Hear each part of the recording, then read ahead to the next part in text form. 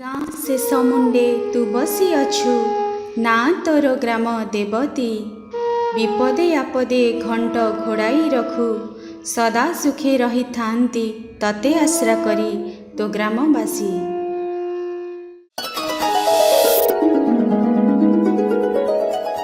आपण माने देखुछंती village vision TV मो गाँ सब गाँ का भारी सुंदर तिला एकादशी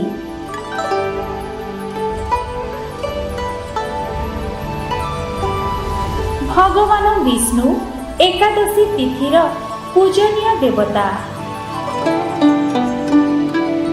विष्णु को संतुष्ट करी विष्णु लोक प्राप्ति निमित्त एकादशी व्रत पालन करा जाय थाए।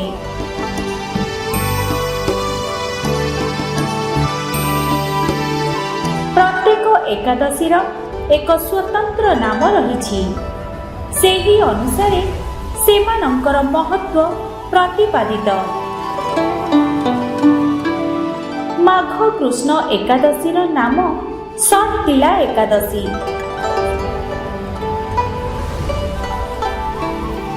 षट्र अर्थ 6 और तिलर अर्थ राशि। एही एकादशी रे व्रतधारी माने तिल बीज को 6 प्रकार रे व्यवहार करी व्रत पालन करुथिबारु एपरि नाम होईछि।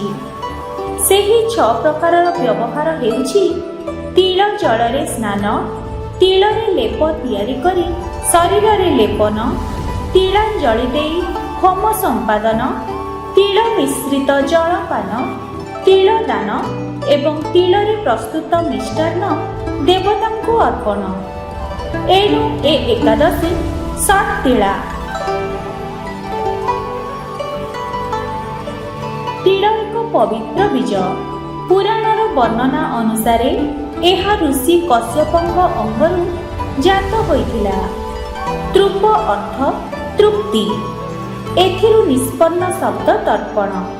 एक पवित्र बीज भाବରେ परिगणित हेउथिबारु तिलांजलि रे देवता ओ तिल तर्पण पितृपुरुष संतुष्ट होइथांती।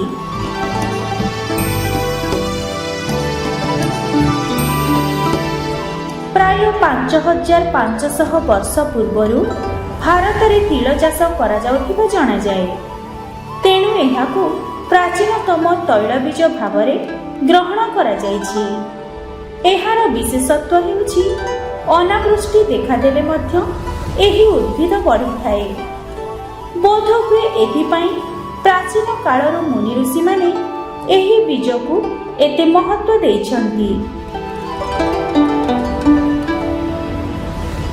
महाभारतर अनुशासन पर्व रे तिल दानर महत्व संपर्क रे विस्तृत वर्णना देखा जाए।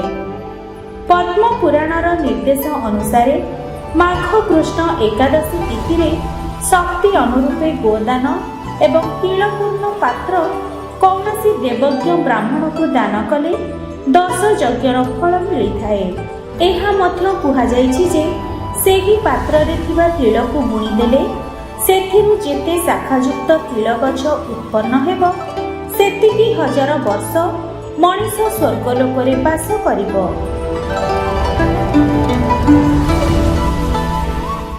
धन्यवाद। एही वीडियो देखि लाइक शेयर कमेंट करथिबारु।